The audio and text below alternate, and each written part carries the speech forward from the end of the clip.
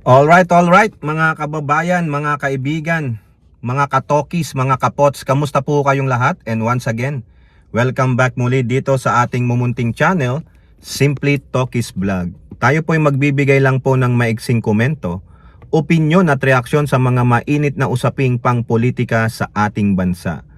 Pag-usapan natin mga kababayan, ito may nagagalit muli kay Tory. Asar na asar kay Torre sa sinabi ni General Torre, yung former PNP chief, kasi mukhang ready po si General Torre. Ano po ang sinabi ni General Torre, at siya po ay kinaiinisan ng isang walang moralidad.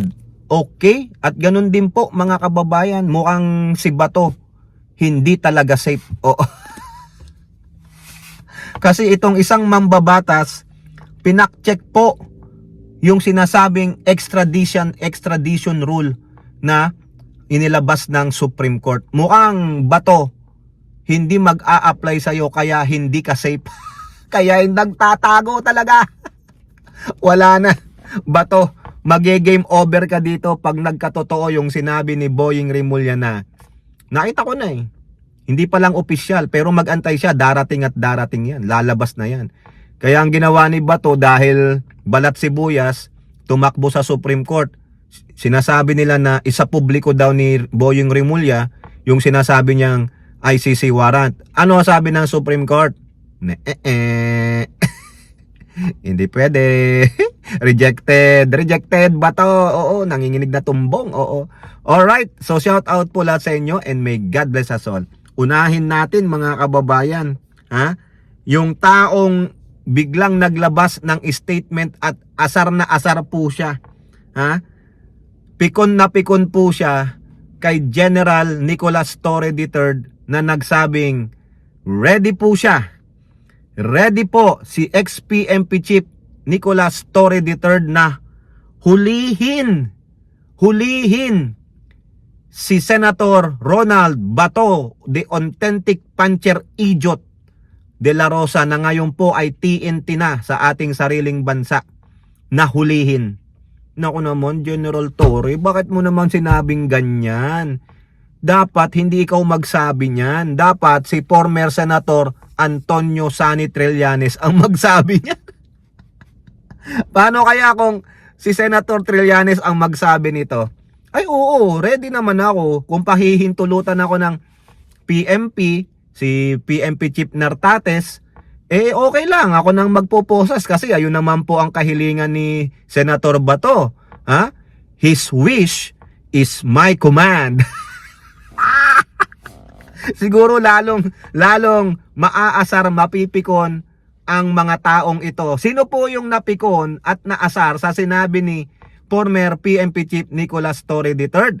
Walang iba kundi ang magaling bumutas ng butas, ng iba't ibang butas, ang First District Representative ng Davao City na si Pulong Duterte, the authentic yot-yot 51 billion man, the abuser. Ayan po, no? Kasi po nagbigay po siya ng maanghang na pananalita diyan po sa sinabi ni former PNP Chief Nicolas Torre III. Sabi diyan sa GMA News headline, ex-PNP Chief Torres readiness for more ICC arrest. Irks, yung irks po, hindi maganda sa panlasa ni Pulong, nainis, naasar, napikon, Pulong Duterte. Hindi po nagustuhan ni ni Pulong. Ayaw niya. Kasi nga, si Nicolas Torre lang naman ang dumampot sa tatay niya. Davao 1st District Representative Yot-Yot Man on Wednesday took to social media to pursue his tirades against former PNP Chief Nicolas Torre III, insisting that the former police chief handling of former Rodrigo Duterte's arrest was unlawful. Demanda mo. Dinimanda nyo ba si Torre? Demanda nyo ulit. Oo, unlawful naman pala In a Facebook post, the Davao lawmaker criticized Torres' remark regarding the impending arrest of a stand ally, Ronald Bato de la Rosa, in connection with charges he faces before the ICC. Ito sabi, Nobody remembered Torre as the PNP chief due to his short term that Pulong said can be measured in hours rather than achievements.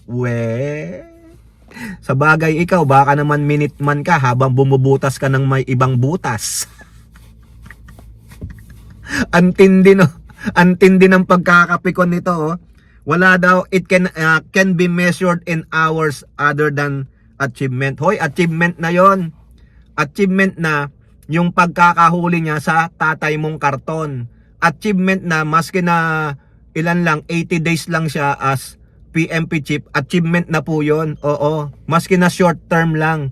Achievement na yon. Parang ikaw, achievement mo na marami ka nang nabutas na butas. Sabi niya dito, now, he wants to parade himself as an expert on international law. Hindi. He doesn't parade that. You don't understand. He wants to parade as a sitting senator. Accomplishment po yan. Kumbaga, ano yan, medal. Kumbaga, certificate of recognition. O, nahuli ko ang former president. Ako ang nagposas. Next, former PNP chief and a sitting senator. Oo, hindi naman sinasabing international law. I am only, as a soldier, I am only doing my job. What commanded me to do. Hindi ito sa tinatawag na international law. Wala siyang pakialam doon. Pag sinabing siya ang nautusan, hulihin mo ito, that's a good soldier will do. Follow the command of his general. Ganon po yun, Pulong. Hindi ito usaping international law. Walang pakialam dyan si Torre. Basta sa kanya, pag sinabing ito ang warrant, get this guy and bring that to me. Ay, tapos ang usapan. Oo. As if a few days in office suddenly makes him the oracle of sovereignty. Wala. Hindi mo naintindihan ang pinagsasabi mo. Si Torre ay isang mabuting sundalo. Mahusay sumunod sa pinag-uutos. Ang sabi nga, obey first before you complain. Hindi ito usapin ng international law. Hindi ito usapin ng sovereignty. Usapin ito ng warrant of arrest. Kung ano'y nakalagay doon sa warrant of arrest, properly stamped by a judge, by the court, and then so be it, ipatupad. Ay, nako, napakabobo. Oo. Mang-aalipusta ka na rin lang naman. Out of context ka pa. Huhulihin lang naman eh. Kailangan pa bang basahan ng batas about international law? Kailangan pa bang sabihin sovereignty? Hindi. Ano bang nakapaloob doon sa warrant of arrest? We are arresting Senator Bato o Ronald Bato de la Rosa sa kasong ganito sa International Criminal Court. Tapos, 'di ba? In pursuant to Republic whatever ganito, Republic Act 9851, International Law Against Genocide, Humanitarian Law o ganon. Nako, ano pinagsasabi nito? Tapos sabi pa niya, ito daw po, Torres' stint being PNP chief was not a leadership term. It was an intermission, a placeholder, a bookmark in a chapter that nobody read. Hoy, nabasa namin. Nasubaybayan namin, kayo lang mga Duterte minions yan. Pikon na pikon kayo mga kababayan. Pikon na pikon. Kaya nga sabi dito, na-irk daw siya, napikon siya, nainis siya. Kasi bakit? Hindi sila makaganti kay Torre. Alam nyo, itong mga Duterte, kulang na lang papatay nila si Torre kasi it hurts.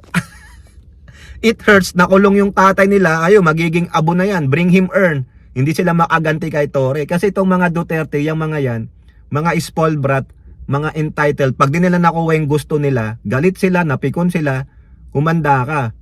Baka hindi ka na magising bukas. Hindi nila kay Torre. Tapos si Torre, sabi niya, I'm ready. Pag ako sabihan ng Pangulo, ako ang utusan, I'm ready to cuff yung pusasan ang sitting senator at kapwa ko former PNP chief. O, di ba? Pulong. Ay, nako. O ngayon, mga kababayan, talking about ba to? Yung kapwa niya senador, si Senator Kiko Pangilinan, binasag po yung sinasabi nilang sinulat na Supreme Court extradition rules. Ano po ang sabi ni Kiko Pangilinan dito? Ito, abogado ito. Sabi diyan sa GMA News. Pangilinan, Supreme Court extradition rules won't apply to ICC. O ano, Pulong Duterte, Mr. Yot 51 billion man abuser. Anong masasabi mo dyan sa sinabi ni Kiko Pangilinan? Ano, na-irk ka rin ba? Nagpanting din ba ang tenga mo? Hindi ka ba naaasar sa sinabi ni Senator Kiko Pangilinan? Senator Kiko Pangilinan said the Supreme Court recently approved rules on extradition will not apply to the ICC as it does not qualify as a state. Baka hindi naman naintindihan ng mga Duterte minions ito. Baka hindi rin naintindihan ito ng abogado ni Senator Authentic Puncher Idiot na De La Rosa. Pangilinan said the explanation of the Supreme Court Administrator during the Senate plenary address on the proposed budget of the judiciary. During the plenary deliberation, Senator Rodante Marcoleta, ito na naman si Au, said the rules refer to a requesting state with which the Philippines has an extradition treaty. He then asked Pangilinan, the sponsor of the judiciary's proposed budget, if the rules still apply for the ICC tribunal like the ICC. Sabi ni Marcoleta, yung extradition refers to the state tulad ng Pilipinas. Ngayon, nag-a-apply ba yung extradition sa ICC na isang tribunal? Sino ang nagsabi? Ang sabi ni Kiko Pangilinan, strictly speaking, no. Abogado sa abogado. Because the ICC is not a state. Ikaw na rin nagsabi. ICC is just a tribunal. It is not a state. Pero sa ruling ng Supreme Court, ang sabi, it only applies to a state, to a country. Hindi naman country ang ICC, tribunal lang. Marcoleta then asked which should prevail. Antindi. Ano ang which prevail na napunta na po sa Constitution? Alam niyo, talo siya dun sa Supreme Court decision. Which prevailed, the 1987 Constitution or the ICC? Sabi ni Pangilinan, as earlier manifested by the court administrator, the extradition rules do not apply to the ICC, but there may be other international conventions or agreement that the Philippines is party or that may be applied. But again, they have not identified which of these conventions, if any, will be applicable. Di wala naman pala. So therefore, hindi nag-a-apply kay Bato yung Supreme Court decision about extradition rules. Di ba? Ito po sabi kasi ng Supreme Court, approve the rules on the extradition of any individual in the country who are facing criminal investigation or for the execution of a penalty abroad. It defined as extradition as the removal of an extraditee from the Philippines with the object of placing them at the disposal of foreign authorities to enabling the requesting state to hold the extradite. Ayun pala Di ba? Ano nang masasabi nyo dyan? Di ba? Sumingit naman itong si Senatora Boy Silly, si Robin Padilla, as if the Philippine government will be liable if it does not surrender Senator De La Rosa, who is allegedly facing an arrest issued by the ICC. Wala pa nga Kayo naman lalo nyong tinatakot si Bato Ano ba talaga? Nandyan na ba yung warrant of arrest o wala pa? Tinatakot nyo naman kaya nagtatago si Bato Pangilinan raised the rule on sub judice in responding to Padilla's interpolation. Di ba? Abogado. Paano pag hindi abogado si Pangilinan? Baka tulad ni Bato, sasagot na lang yan. Abogado to. Sabi niya, merong limitasyon ang ating mga justice ng Korte Suprema na kapag ang isang kaso ay pending at merong petisyon ang ating kasamaan before the SA dapat ay dahil sa sub judice ruling ay hindi po sila maaring pahayag o opinion sa labas ng kaso mismo. Tama po yan. Ang galing, no? Yan ang magaling na abogado. Sub judice, hindi pwede. Hindi ka pwedeng magsalita o magbigay ng anumang opinion kung merong mga pending cases. Bawal po yun. Pwede kang makulong, makontempt ka dyan. Okay, so yan po mga kababayan. Kaya pala si Bato, TNT. Hindi lumalabas o magdadalawang linggo na, sayang ang pasahod. Dapat no work, no pay mga kababayan. Sayang. Okay, kayo po, ano po yung masasabi? Comment down below. And don't forget to like and share. Hope to see you on the next videos. Bye-bye. God bless.